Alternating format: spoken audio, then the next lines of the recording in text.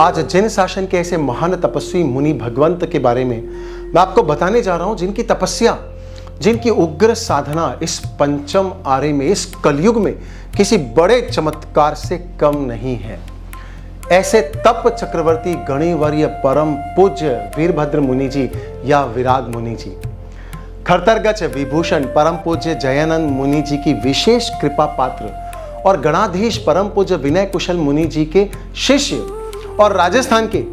पाली शहर के डाकलिया परिवार के कुल दीपक, जिन्होंने आज से लगभग 2014 में करोड़ों का व्यापार, करोड़ों की संपत्ति का त्याग करके अपनी सुश्राविका धर्मपत्नी के साथ और 2 छोटे बच्चों के साथ जिन्होंने दीक्षा ग्रहण कर ली,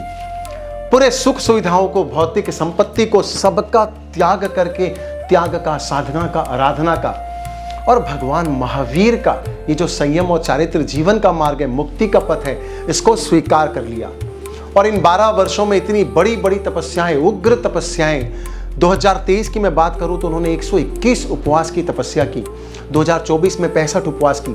2025 में 181 उपवास की तपस्या इन्होंने की और अभी 2026 की लगभग जब मैं इस वीडियो को बना रहा हूं तो 116 उपवास वो पूर्ण कर चुके हैं और अभी भी उनकी तपस्या आगे लगातार निरंतर बढ़ रही है। और सबसे बड़ी खास बात यह है कि ये जो बड़ी बड़ी तपस्याएं हैं, इसमें ऐसा नहीं कि केवल सामान्य तपस्या है, दिन भर का पूरा पुरुषार्थ, पूरा परिश्रम, जो साधु समाचारी है उसका पूरी तरीके से पालन, सुबह शाम प्रतिक्रमण करना, 4 से 5 घंटे लगातार स्वाध्याय लेना, 10 से 12 किलोमीटर के लंबे लंबे 15 किलोमीटर तक के विहार पैदल करना और स्वयं दूसरे साधु भगवंतों के लिए गोचरी भी स्वयं जाकर के 2 किलोमीटर 4 किलोमीटर जाकर के लाना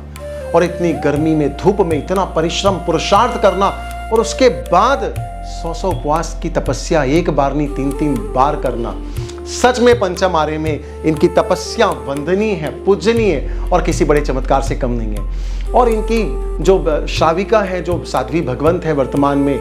वीरती श्री जी महाराज साहब, और इनकी जो पुत्री महाराज साहब है विनम्रता श्री जी महाराज साहब, और पुत्र जो है महाराज साहब है भव्य मुनि जी, आज वो चारों के चारों सपरिवार दीक्षित होकर के साधु साध्वी भगवंत बन के जैन शासन की श्रेष्ठतम प्रभावना कर रहे हैं। धन्य है ऐसे मुनि भगवंत और धन्य है उनकी तपस्या, जिनसे जैन शासन का गौरव है।